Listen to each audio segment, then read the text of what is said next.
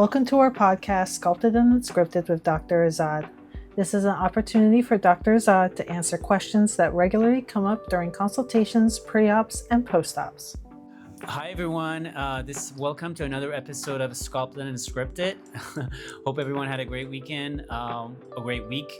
We did. We had our party, and you didn't come. I didn't come. I missed it. Yeah, you missed a good party. It was great actually. I liked that restaurant. I think good food. I love it. Good food, good ambience. Everything was great. Can't believe next week is Christmas. I know. mean, wow. It happened so fast. All right, so today I want to tell you guys about the saline implants and why I stopped doing the saline implants and what I kind of go over the whole situation.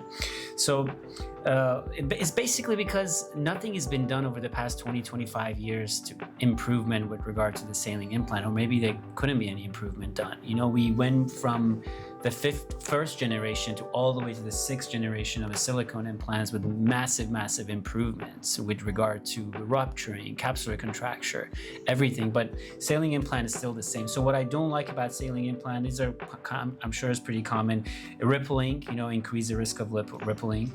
It doesn't feel natural. So when you have the saline, when you touch it, it doesn't, it's not like a feeling of the silicone.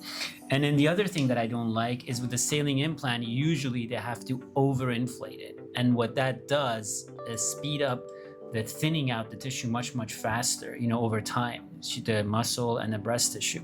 I've seen it. I've seen the patients who had saline implants for 20 or 30 years, and they come in and their skin is like almost like paper thin because they keep inflating because of the overinflation. It doesn't come with a warranty, so that's another thing I don't like. And in the saline implants, you have to change it. I'm going to go over detail why change it before it gets to the 10-year mark. The other thing I don't like is it doesn't necessarily tolerate a large impact. So we actually did this study. You can fill up the saline implant with the whatever it says for this one is 425 or 500 cc, and grab this one and grab another 500 cc silicone implant and hit it to the wall as hard as you can. You see this one will burst, this one doesn't. It doesn't tolerate a large impact. Okay. Why do you have to change it? So, and I know this in the back, if you had an implant, especially saline implant 15, 20 years ago, that was a thing to go, there was that the safety and everything, and it's still safe, it's like obviously is a saline.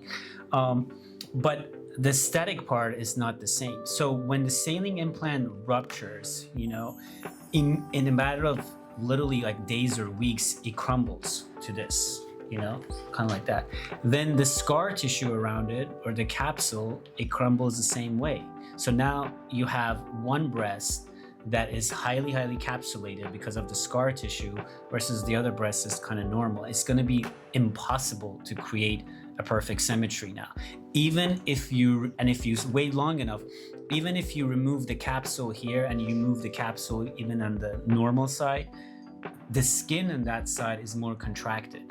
So the skin there's nothing to be done with the skin contraction, So we can remove the capsule, but the skin is still be contracted. So I always say to the patient, if you have a saline implant and it's been close to 10 years, 11 years, you definitely want to change it before that mark, Otherwise, and it's not like the silicone implants. See, these implants, when they rupture, they maintain their shape.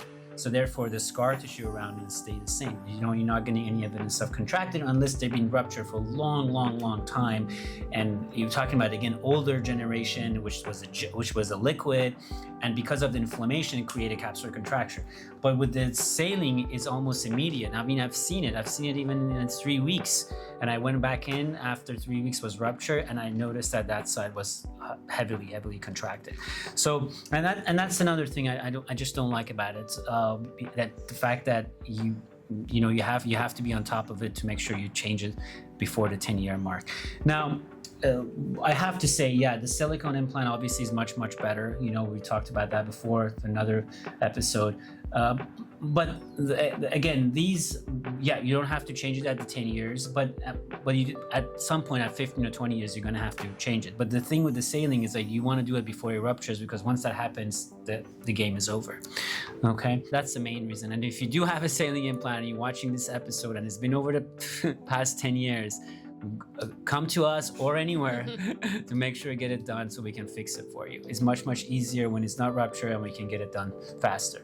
And that brings me to another topic that I want to talk about. That's about implant exchange. So obviously we always say implants are not forever, if any 10 or 15, I mean, they all have warranty for 10 years, but some of them 20 years, but anywhere between nowadays with the 5th or 6th generation, 15 or 20 years, you're gonna have to change it,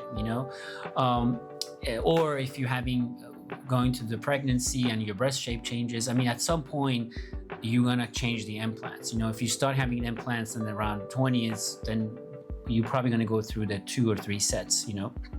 So what do we do with the implant exchange? And and I see a lot of patients that come in that have the saline or silicone implants for past 10-15 years, and is this time for change. They want to just change it and to get a better implant.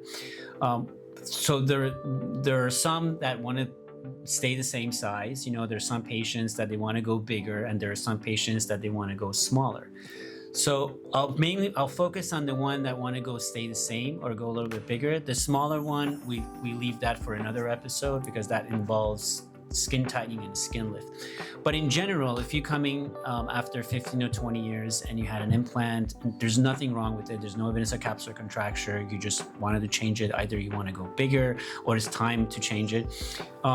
We're not just going to take the implant out and wash it and put the new implant. So there are a lot of other stuff that needs to be going on. We do what's called a pocket correction. So implant in general, over the period of time, like 10 or 15 years, like to go down and out, especially if they're under the muscle, because with the muscle, every time you contract your pectoralis muscle, the implant goes down and out. So, and I'm sure if you had an implant, you experienced it, or I've seen it a lot. Oh, doc, when I lay down, my implant goes to this side. So that's normal over a period of time. There's nothing that the surgeon did wrong. That's what it happens. And that's another one of the reasons that I say one of the maintenance of the implant is to wear a bra as much as you can, to keep it up. But so what we do, we tighten the pocket laterally to bring the implant in, and we also, with the internal bra, we bring the implant up. So instead of being down and out, now the implant is in and up. And if you want to go bigger, then we do that. That's, by the way, called capsulorrhaphy.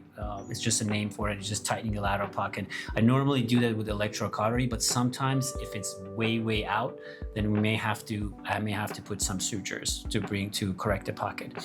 And then if you want to go with the bigger implants, then we have to make room, because now the implant is in. You kind of tighten the lateral side. There's no room to go down because with the internal bra. So we make what's called open capsulotomy, open up the pocket superiorly so the implant can go up, especially if you're going with a bigger implant. The other question is, like, how big should I go? That's a common question. It's like, I like it, but I just don't want to be too big. So this is very generalization, obviously. I mean, don't take this to heart. It depends. Every patient is different, but in general, you want to be somewhere between 100 to 200 cc. To see the difference. If you have a saline implant, because of the fact that the saline implant has been overinflated, so that means they stretch the skin a bit more. So I normally say like let's say 300 cc saline implant is the equivalent of 350 on the silicone. So that's just to give you even. And if you want to go bigger, then you have to go about 100 to 150 cc more. If you want to go smaller, again, like I said, I'll talk about it later. I mean, in that case, then we might have to do some skin correction too from outside. So the pocket correction from inside is not going to be enough to give you the same look if you're going to go downsize your implant by 100 or 150 cc. Then at that point, you need a breast lift to do that. So that's one of the things I wanted to talk about, the implant exchange.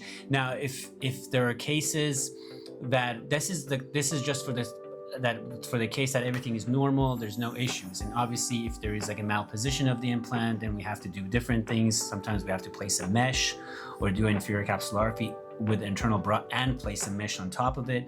If it's a capsulectomy, then obviously, then at that point, we have to take the entire capsule out.